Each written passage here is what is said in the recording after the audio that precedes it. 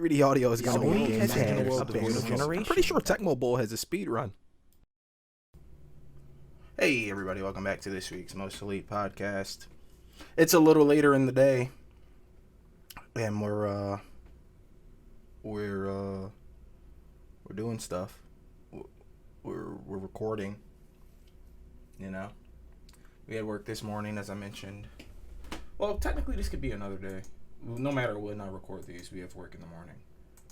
So we have work in the morning, as I mentioned, and my phone's about to go off. Let me mute that before it does. We had work this morning, as I mentioned, and we were just getting to some topics, you know, about self-care and all that stuff, and that's pretty good. Hope you guys liked that episode. I enjoyed it. I listened back to it a while ago, and I enjoyed it. You know, you got to do what you love, and you got to talk about the stuff you care about. Otherwise, it's going to be boring. If it's boring to you, it'll be boring to others, because if you don't feel that energy, then it just won't be there, you know? Anyway, we're going to get into some gaming topics. Yo, Naraka Blade Point came out, right, guys? And Naraka Blade Point, for those who don't know, is a melee-oriented battle royale game. So already I don't want to play it, because I don't like battle royale games. I talked about them a couple of times on this channel, about how I don't like them and why I don't like them. So I'm not going to go over it again here. Just know that I don't care for them. And the reason that's relevant is because Naraka Blade Point's $20. I thought we as an industry, gaming industry, I thought the industry as a whole has decided that battle royales are free, right? Because like there's gonna be a cash shop, and it's gonna go wacky. It's gonna go stupid. It's gonna have so many cool skins and exclusive items that you can only get by paying real life money. That'll be labeled either Apex coins, Call of Duty points. You know, what's the one for Fortnite? V-Bucks. Destiny, it's silver. You know, I thought we decided that these were free games because the cash shops make revenue year over year. That's what I thought we decided. So it's weird that I see not only a new battle royale, one that like untested, I'll say, but a new IP, sort of like Melee Battle Royale, you know, Sekiro Battle Royale, if you will. Not only do I see that, but it cost money. That's double risk. That's like, because Battle Royales, everyone's used to them being free, so that's risk one. You made it cost money. Woo, big risk. It's $20 is $20, right?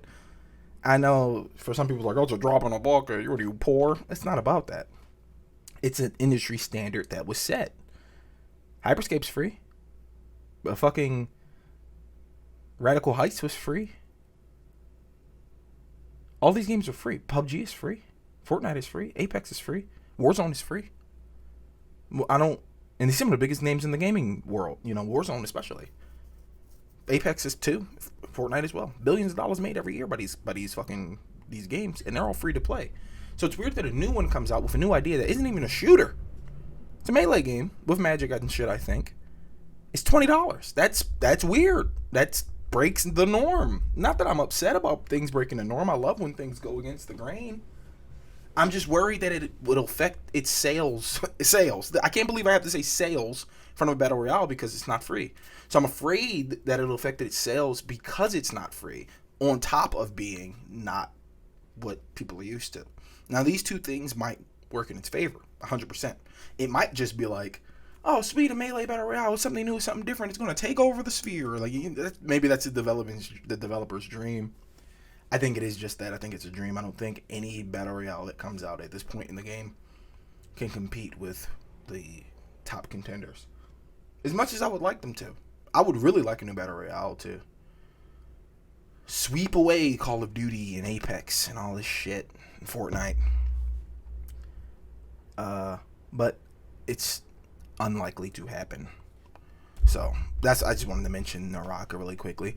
Moving on really quickly, we got Irish returns to Battlefield, making Battlefield 2042 a bit of a sequel to Battlefield 4's. Irish was the unit commander in Battlefield 4, played famously by the actor who portrays Omar in The Wire. I forgot his name.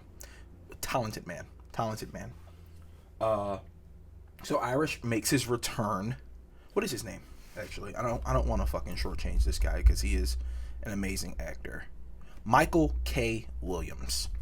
Yes, there it is. So yeah, talented man, Michael K. Williams. He returns as Irish, and he brings to the forefront that maybe this game is a sequel, like a direct sequel to 4. Something we've been waiting for. We've been waiting for to see whatever happened at the end of that, because 5 was World War One, and 1 was World War One, and then Hardline was cops and robbers. So, yikes, right? So, I mean, the story looks interesting. Governments and shit are dismantled. There's still some countries left. They're teetering on the brink of World War III because of some American weapon falling from high orbit. Irish is a part of this group called the No-Pats, which are basically not patriots. They don't have a country that they swear their allegiance to. They're a military faction. They fight for what they fight for. I'm not sure what. The game, which makes it funny, is the game doesn't have a campaign, right? But there's still a story in the game, and I like that. I like that sort of approach. I think that's cool. So we'll see where it goes, right? They released like a 9-minute movie, completely CGI. Pardon me for yawning. Completely CGI, pretty sick. I gotta say, it was really nice to see. So I'm excited for Battlefield. I hope. Oh, EA also announced that, like, for the beta, for the people who get access to the early beta, if you, I think, record it and put it on YouTube or talk about it, they're probably going to ban you from the full game. Like, it's an upcoming closed beta. And I think they're going to have you sign an NDA or whatever. And if you break the NDA, they're going to ban you. Which I think is a great punishment for breaking the NDA. Instead of, like, suing you and shit, there's no need for that. But I think it's a great, yeah, I think that's a good way to punish people who break NDAs. Because sometimes NDAs just get ignored and nothing happens. And it's like, I'm going to break the next one too. You know. Anyway. What do we got? I don't know. I don't really have topics today. Those two things were on my mind. We talked about Alan Wake in the last episode. I don't know. Whole bunch of delays in the gaming world. Oh, Axiom Verge 2 came out. I have to buy it. I don't know if it's on the Steam store yet. I know it's on the Switch. I'm not turning on my Switch just to buy Axiom Verge. Like, I feel like it, when it comes to Steam, I'll buy it. Or just PC in general. Doesn't even matter which launcher. Yeah, because the only reason to play my Switch is Ring Fit for exercise, which I'm going to do today. And Bravely Default 2. Amazing game. But Axiom Verge is one of my favorite Metroidvanias of all time. It came out in 2015. It was made by one man, Thomas Happ. Or is it Thomas Knapp? I think it's Happ. Yeah, it took him 5 years to make the game. He did it all by himself. He did a hell of a job on that game. So the fact that 2 is out, it's just so inspiring for like indie developers who are by themselves. And it's like, I don't know if I can do it. He did it. He did it with minimal resources, and he just fucking did it. You can do it. So whenever I make my game, I'll think back to him, Thomas Happ did it. I can do it. I expect that I will have a team, though. I am not doing the solo route when I make my game. I just don't have the patience. It'll be like a Most Elite Podcast Productions presents insert game title here. I don't know. Whatever. I gotta get a 3090. I was just thinking about that the other day. I don't know. That's tough, though.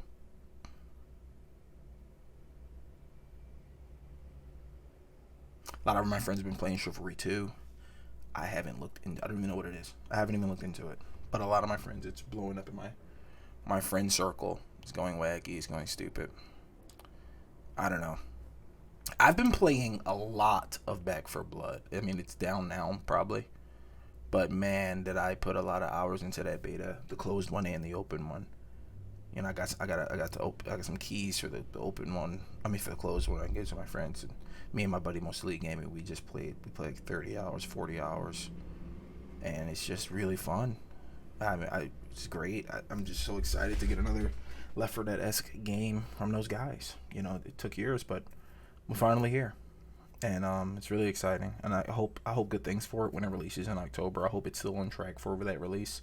If it gets pushed back, it gets pushed back.